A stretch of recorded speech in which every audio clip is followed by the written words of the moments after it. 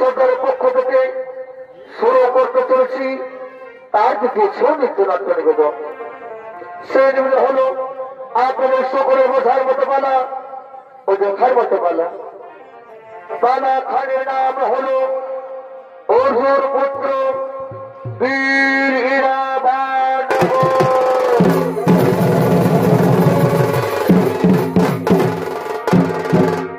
তাই তো মহামান্য ছোট দর্শক মন্ডলী, এই পালা মহাভারতের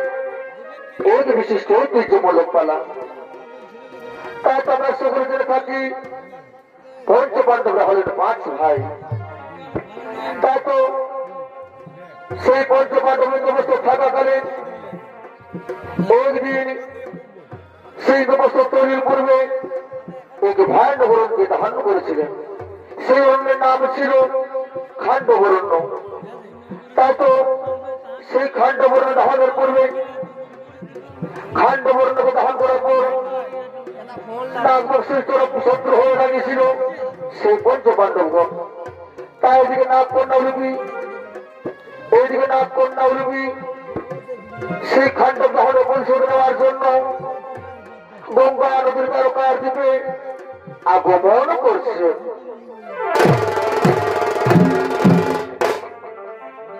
দিদি না এগো ফুটেছিল ওই আমার বিহার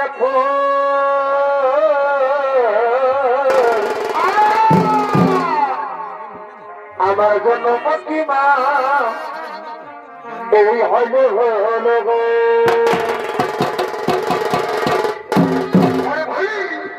এগো ফুটেছিল ওই আমার বিহার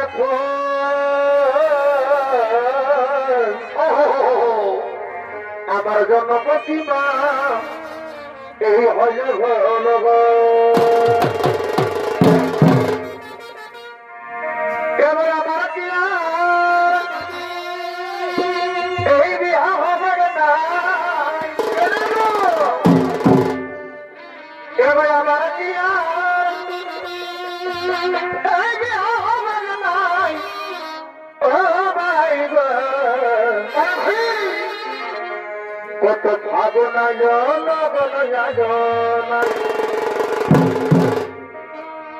ভাই গো কত ভাবনা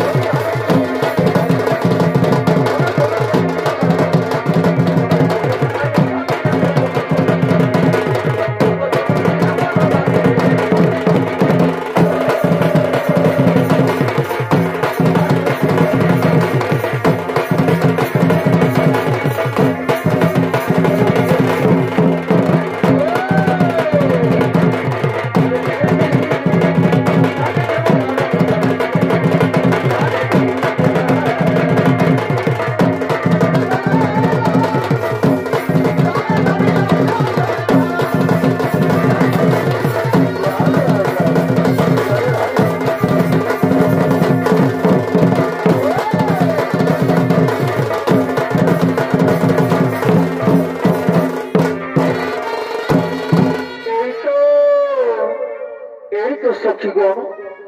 সেই তো সেই গঙ্গা নদীর দরকার দিয়ে তাকে দরকার দিয়ে বিরাজমান করবো। আর ওদিকে পাণ্ডব পুত্র অর্জুন সে দরকার দিয়ে স্নান করার জন্য আগমন করবে। তাই তো আমি সুযোগ বুঝে আমি তাকে হরণ করে নিয়ে যাবো পাতালে। তাই তো সখীগণ, তোমরা এখন সেই পাতালে গিয়ে করে হোক গমন, তোমরা এখন সেই পাতালে গিয়ে করে হোক গমন।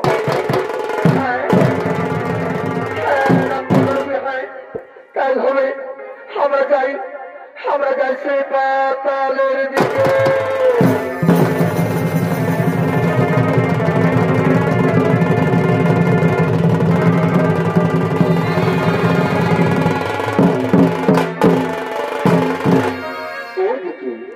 এদিকে নাগ কন্যা রবি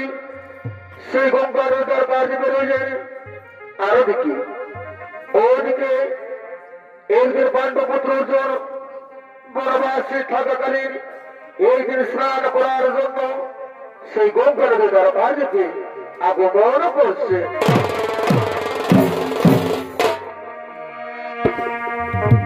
ও হরি অমলা হরিবা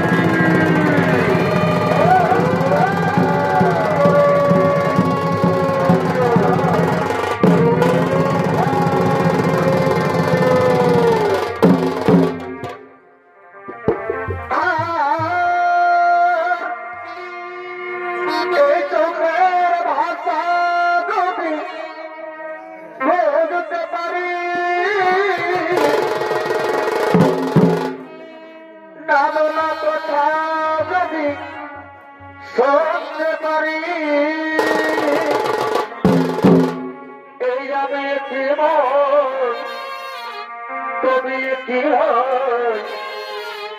তুমি যে আমার আমি যে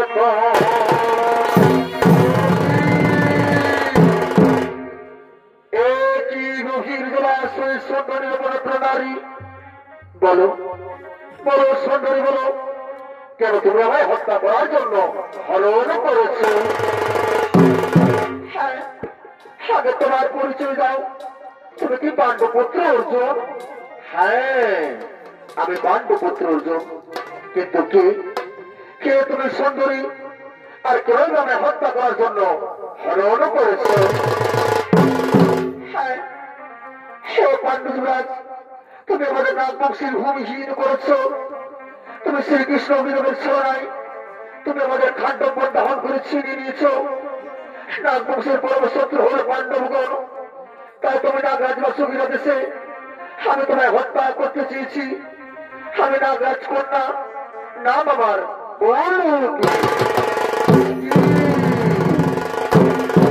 শোনো লোক শোনো তুমি আমায় ভুল ধারণা করছো ওই খাণ্ডব ছিল আমাদের পূর্বপুরুষের আমাদের রাজ্য হস্তিনাপুরকে যখন দুই ভাগে ভাগ করা হয় তখন সেই খাণ্ডব প্রশ্ন করেছিল আমাদের ভাগে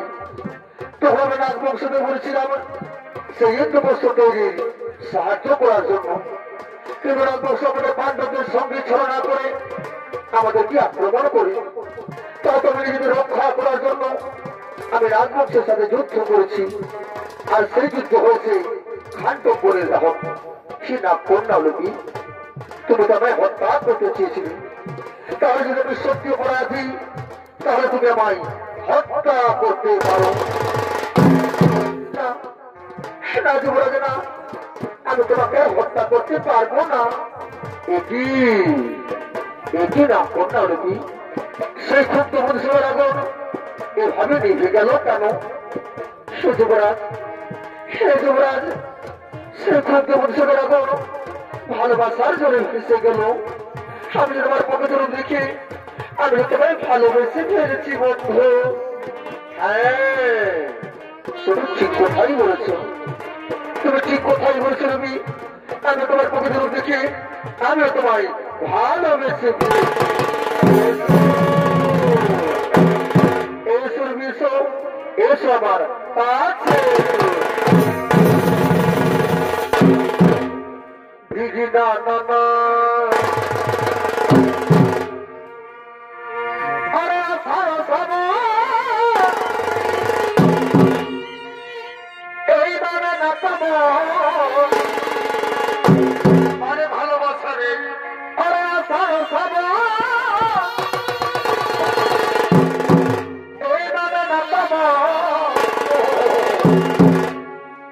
আরে ধরে ধরে বরসায় এই ঝরিছে আরে ভাই এই তোমাকে আমার মনে পড়িছে তোমাকে আমার মনে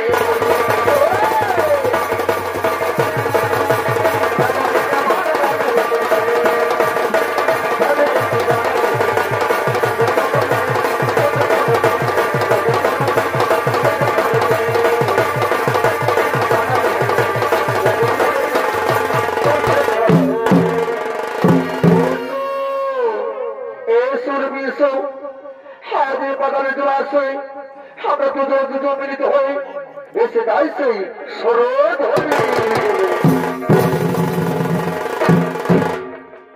দিদি না নানা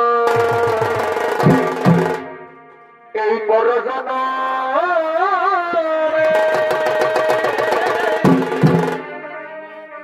আজি তোমার না আগিয়া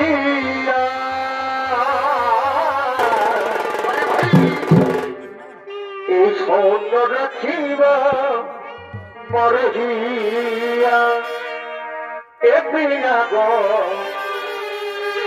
এই সৌন্য রাখিবা মরহিয়া শোনো রবি শোনো আজ সমগ্র আছে আমি তোমাকে আমার স্ত্রী রূপে মর্যাদা আর মনের আমি আমার মনকে ভুলায় এই মনের মান তুমি আমার মনকে ভুলায় ওই আমি কানে দিব এই জানা যন্ত্রণা এই সৈন্য রাখিব পরহিয়া এপিয়া গো সৈন্য রাখিব পরহিয়া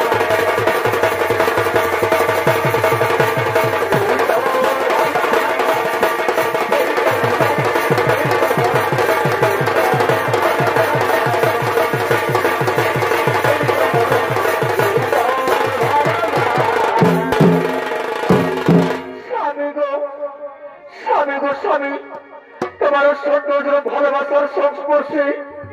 আমি যে গর্ভবতী তাই তো স্বামী আমি তোমাকে আর মধ্যে যেতে দেবো না তুমি আমার সাথে এই সমগ্র পাতার লোকেই বাস করো নাওলুকি নাওলুবি না তা হয় না এগুলা ভয়ের গঠন রক্ষার জন্য আমি তো বসিদারদের সাথে 12 বছর বনবাস পালন ভ্রমণ করছি তাই তো তুমি আমায় কোথাও দাওলবি তোমার গর্ভে যে সন্তান প্রসব করবে সেই সন্তানকে তুমি খুব সযত্ন করে বড় করে তাকে তুমি মায়াবীর যোদ্ধার রূপে পরিণত করবে হ্যাঁ হ্যাঁ স্বামী হ্যাঁ আমি কথা দিলাম স্বামী আমার গর্ভের সন্তানকে আমি খুব সযত্ন করে বড় করে তাকে আমি মায়াবীর যোদ্ধার রূপে পরিণত করবো আর একটা কথা বলি স্বামী আমি নাগরাজ কন্যা হিসেবে হাত তোমায় বলে দিলাম তুমি সমগ্র জলাশয়ে অজেয় হয়ে থাকবে দূরের সমস্ত দুর্জনরা তোমার বংশীভূত হয়ে থাকবে তোমার বংশীভূত হয়ে থাকবে তাই হবে রবি আমি এখন আসি রবি আমি এখন বিদায় যাবো রবি আমার এখন বিদায়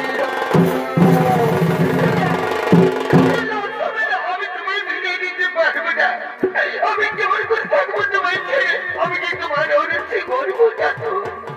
তুমি আমায় ছেড়ে দিও না তুমি আমায় ছেড়ে দিও না আরে ও জীবন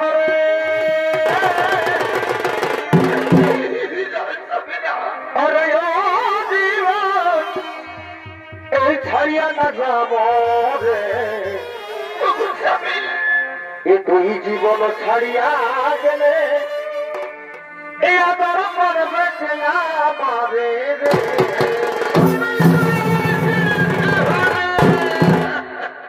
তুই জীবন ছাড়িয়া গেলে আদর করবে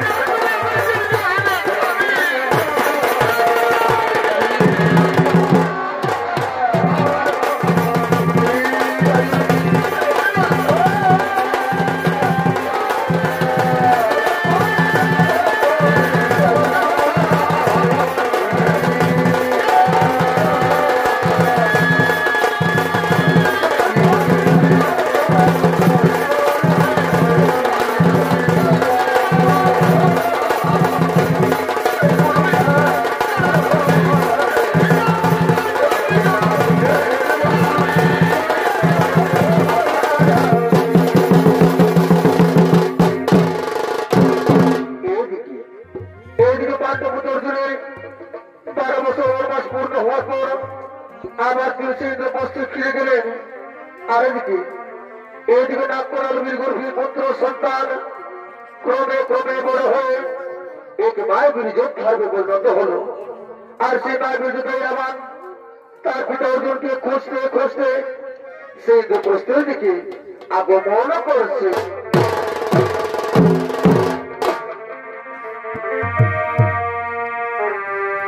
এ ভাই সংগ্রামা আলোকি বলে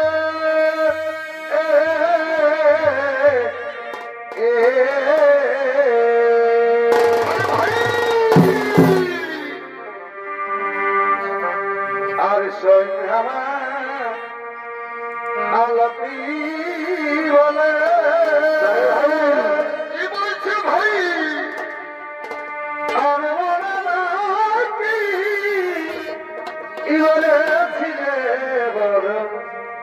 আমার কানে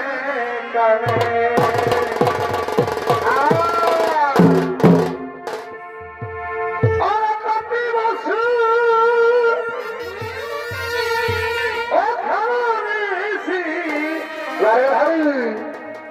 দেখো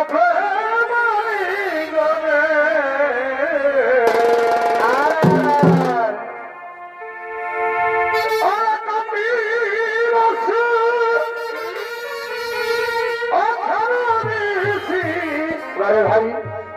ও দেখো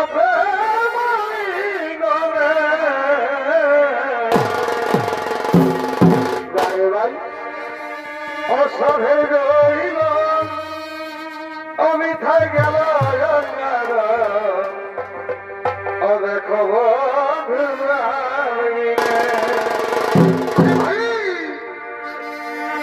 অসভে রইল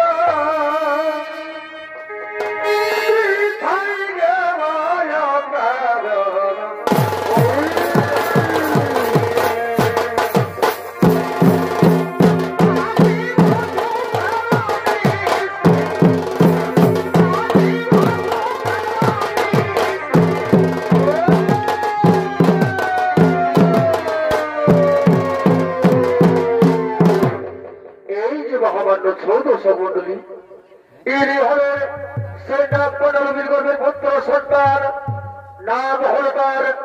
মায়াবীর যোদ্ধাই রামান আর এই রামান তার পিতা অর্জুনকে খুঁজতে খুঁজতে সেই তপস্বীরাজ সভার দিকে আগমন করেছে। তাই তখন মায়াবীর যুদ্ধ রামানের ভূমিকায় নেতৃত্ব মহান মন্ত্রী ছৌ নৃত্য করে দেখালেন। উনি হলেন কাশীর যুবক সংঘ ছৌ সম্প্রদায়ের নৃত্য পরিচালক নৃত্য শিল্পী ডাক্তার সিং সরদার।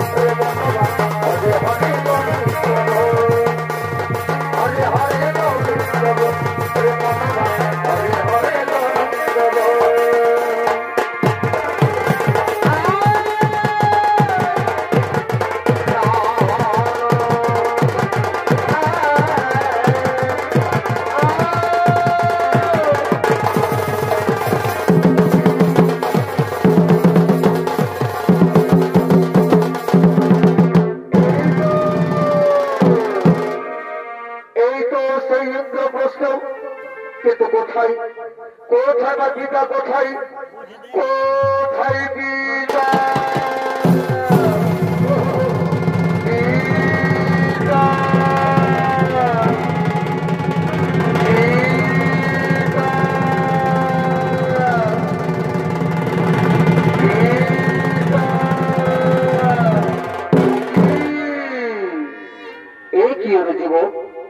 পিতা পিতা করে ইন্দ্রপস্তে কোষগমন বলে যুবক বলো কি তোমার নাম কি তোমার জন্মের পরিচয় হে পিতা আপনি আমার পিতা আপনি আমার জন্মদাতা আপনি আমার জন্মের পরিচয় আমি তোমার পিতা ওরে যুবক তোমার নাম কি বলো হে পিতা আমার বাবার নাম রেখেছেন মায়াবীর যোদ্ধা ইরাবান মায়াবীর যোদ্ধা ইরাবান ওরে ইরাবান তোমার মায়ের কি নাম বলতে পারো হ্যাঁ পিতা হ্যাঁ আমার মায়ের নাম হলো নাম কন্যা তুমি ওরকম বলতো ইরাবান ওরে ইরাবান হাই বাবাই হাই আমার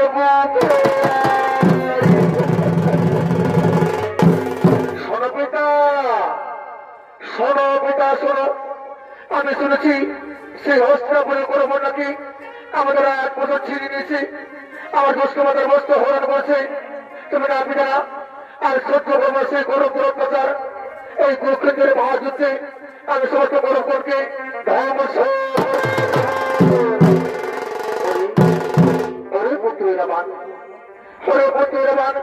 তুমি যুদ্ধের জন্য কৌশল তৈরি করো আমি যাই সেই সমাবেশী করার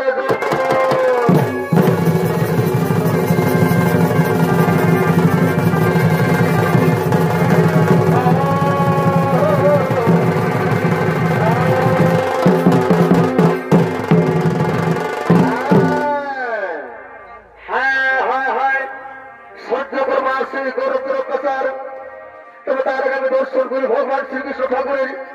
কোথায় মনের মহল বাসুর শ্রীকৃষ্ণ ভগবান আমি আপনার চরণ ধরে মাথায় নিয়ে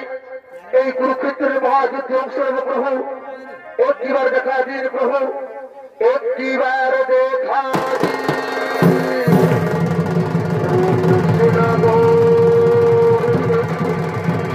আরে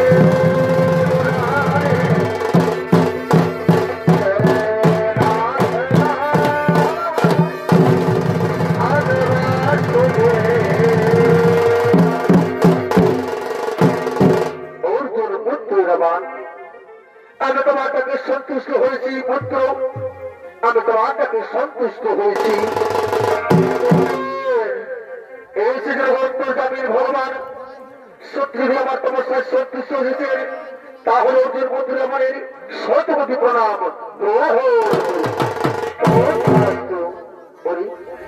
অর্জুন পুত্র আমার আজ তুমি আমার কাছে যা বল চাইবে আমি তোমার সে বলেই করবো প্রদান কি অন্তর্জামির ভগবান দিতে চান তাহলে কুরুক্ষেত্রের মহাযুদ্ধের জন্য আমার দিনখানা বড় করুন প্রদান আমার প্রথম পরিচয় এই কুরুক্ষেত্রের মহাযুদ্ধে আমি কাপুরুষের মতো নই আমি বীর যোদ্ধার মতো যুদ্ধ করতে পারি আর আমার দ্বিতীয় পরিচয় এই কুরুক্ষেত্রের 18 দিনের যুদ্ধে আমি যেন 7 দিন পর্যন্ত যুদ্ধ করতে পারি আর আমার তৃতীয় পরিচয় এই কুরুক্ষেত্রের মহাযুদ্ধে যদি আমি মৃত্যুবরণ করি তাহলে আমার দেহকে যেন আগুনে দাহ করা সদরে অর্জুন করতে আমার আমি তোমার প্রথম দ্বিতীয় কল্যাণ প্রদান কিন্তু তোমার তৃতীয় প্রদান করতে আমি অক্ষম হয়েছি পুত্র তোমার তৃতীয় প্রদান করতে আমি অক্ষম হয়েছি একই অন্তর্জামিন ভগবান বর্জ্য দিতে হই তাহলে আমার 3টি বড়ই করণ প্রদান সনর্জুন পুত্র ইরাবান এটা পর্যন্ত গঠিত আছে যদি কোন যোদ্ধা ও বিবাহিত থাকে আর সেই যোদ্ধা যদি কোনো মহাযুদ্ধে মৃত্যুবরণ করে তাহলে সেই যোদ্ধার দেহকে আগুনে দাহ করা যাবে না, সেই যোদ্ধার দেহকে মাটিতে কবর দেওয়া হবে। তাকে অর্জুন বলতে রমান তোমার এই মনস্কামনা পূরণ করার জন্য তোমাকে এই মুহূর্তে বিবাহ করতে হবে। হে অন্তর্গামীর ভগবান, বীর যোদ্ধার মতো যুদ্ধ করার জন্য যদি আমাকে বিবাহ করতে হয়, তাহলে আপনার বাক্যে আমি শরণাপন্ন হয়েছি প্রভু, আপনার বাক্যে আমি শরণাপন্ন হয়েছি। শোনো অর্জন করতে রমান, তাহলে আমি তোমায় আমার তৃতীয় বর করলাম প্রদান, আমার তৃতীয় বর করলাম প্রদান। আমি এখন আসি রমান, আমি এখন আসি।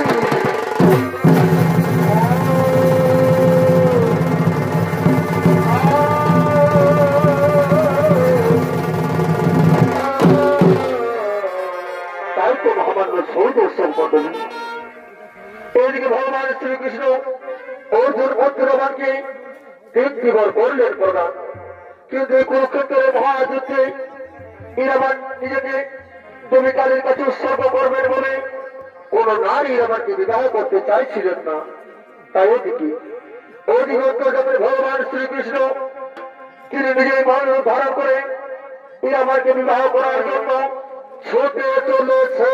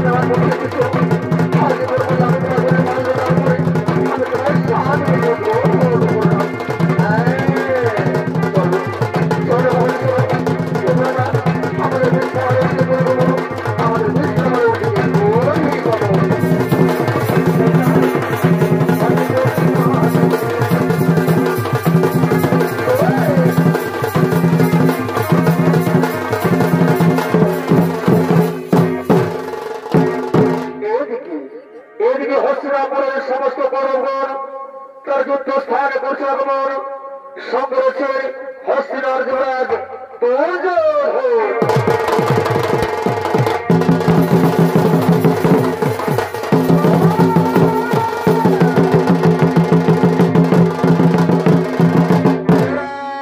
হস্তিনার সমস্ত পরগণ তার যুদ্ধ স্থানে করছে আগমন, সঙ্গে রয়েছে হস্তিনার যুবরাজ দুর্যোধন।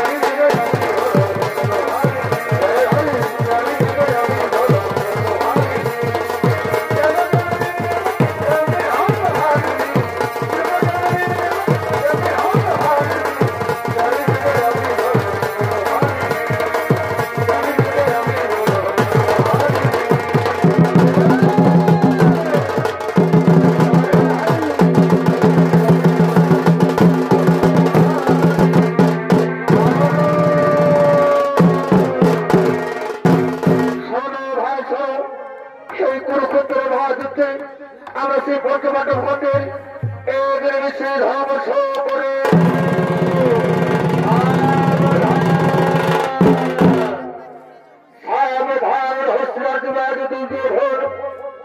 আমি থাকতে বসে আমার সাথে যুদ্ধ করো,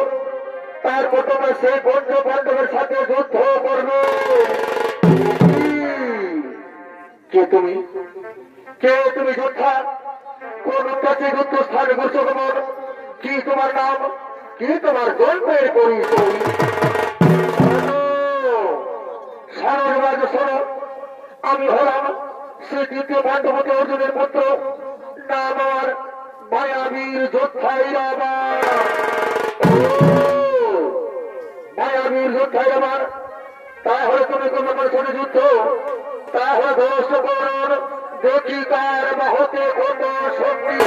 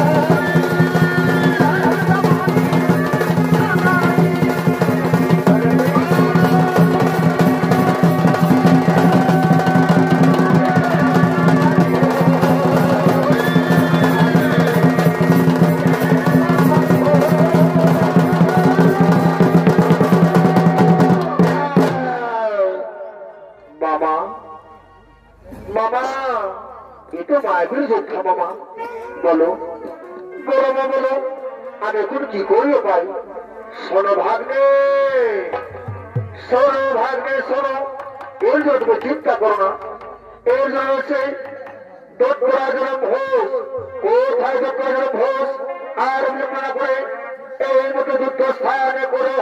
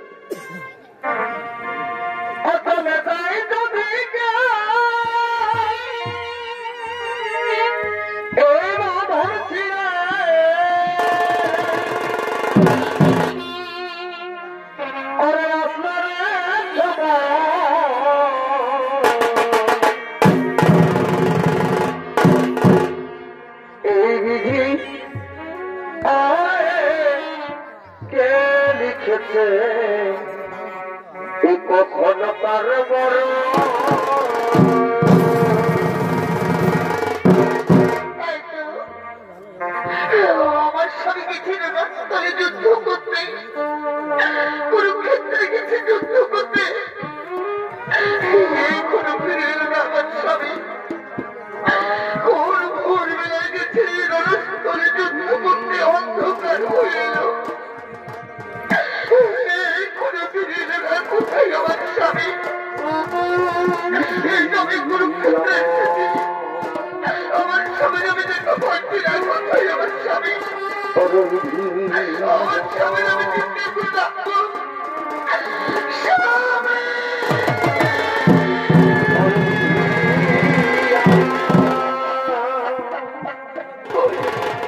আমার চাকরি সারা দিচ্ছে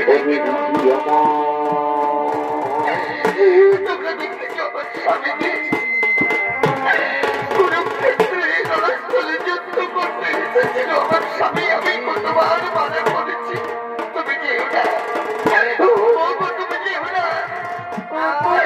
আমার কথা না তুমি যুদ্ধ করতে এলো তুমি আমার স্বামী তুমি দেখতে দাও স্বামী এই তুমি এসেছো তুমি দেখতে দাও আমি আমার চেষ্টা করতে আমার স্বামী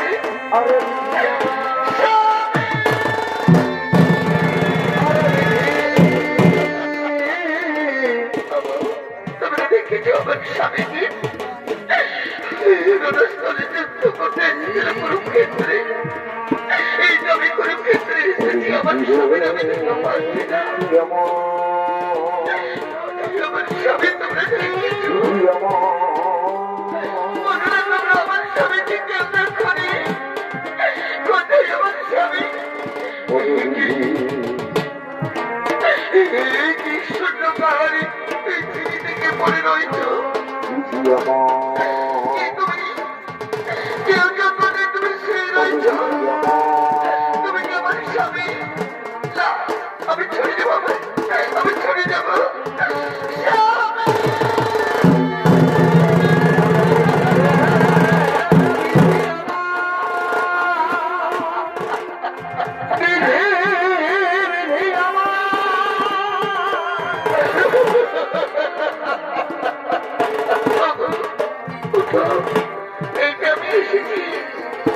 তুমি বুঝি অভিমান করেছ আমার সঙ্গে এই তো স্বামী আমি এসেছি তুমি কেন আমার সঙ্গে করছো চলো না উঠো না তুমি আমার সঙ্গে কথা বলো আমি তোমায় কতবার মানা করছি তুমি যুদ্ধে যেও না তুমি যুদ্ধে যেও না কিন্তু তুমি যুদ্ধে গেলে স্বামী কেন তুমি যুদ্ধে গেলে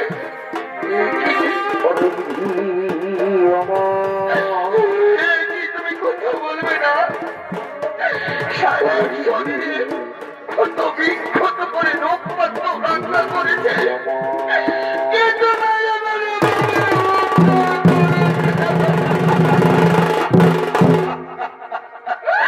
এ জীবনে আমি কারো এই আপন হইলাম এই আপন হইলাম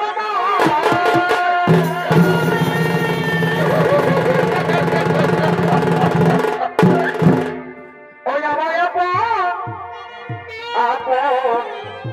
করে সবাই করে ফলো না কারো আপন হইলাম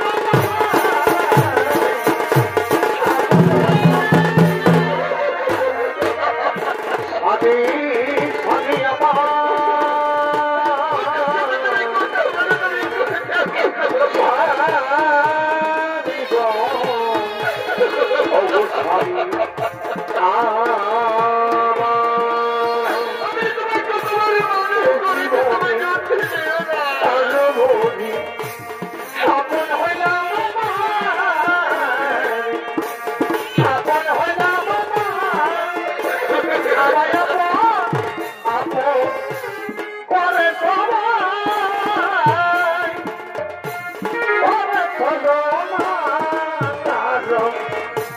আপন হইলাম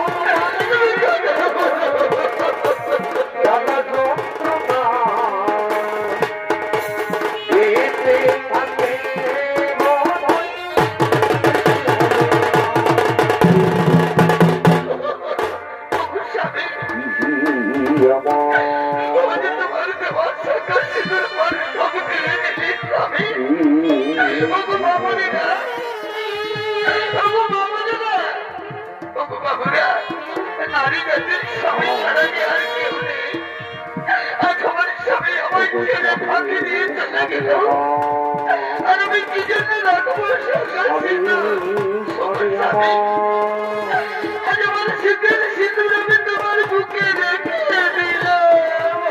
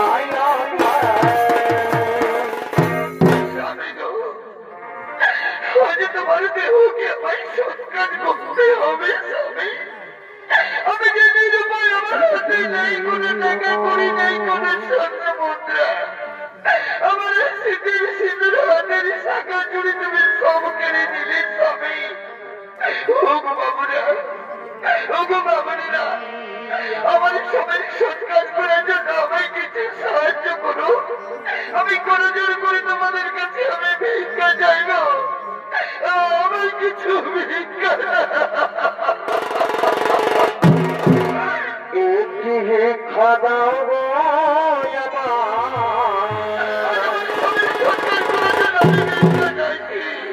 একটি ভিক্ষা দাও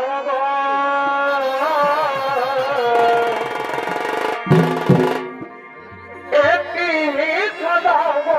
মায়েরা একটি ভিক্ষা দাও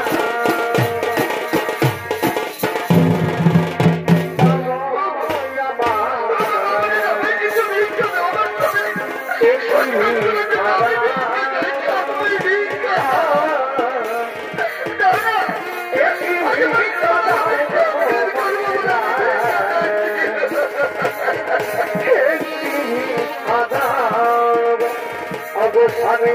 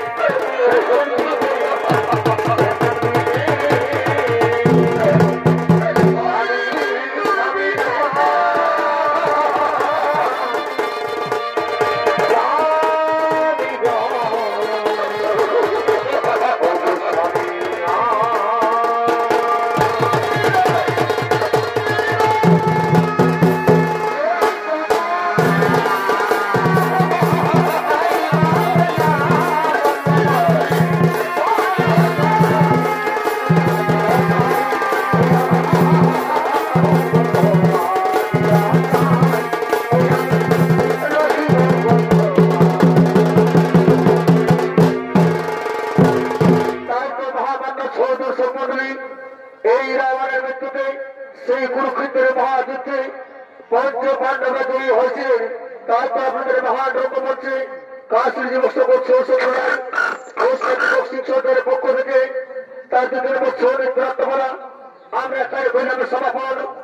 নমস্কার নমস্কার নমস্কার।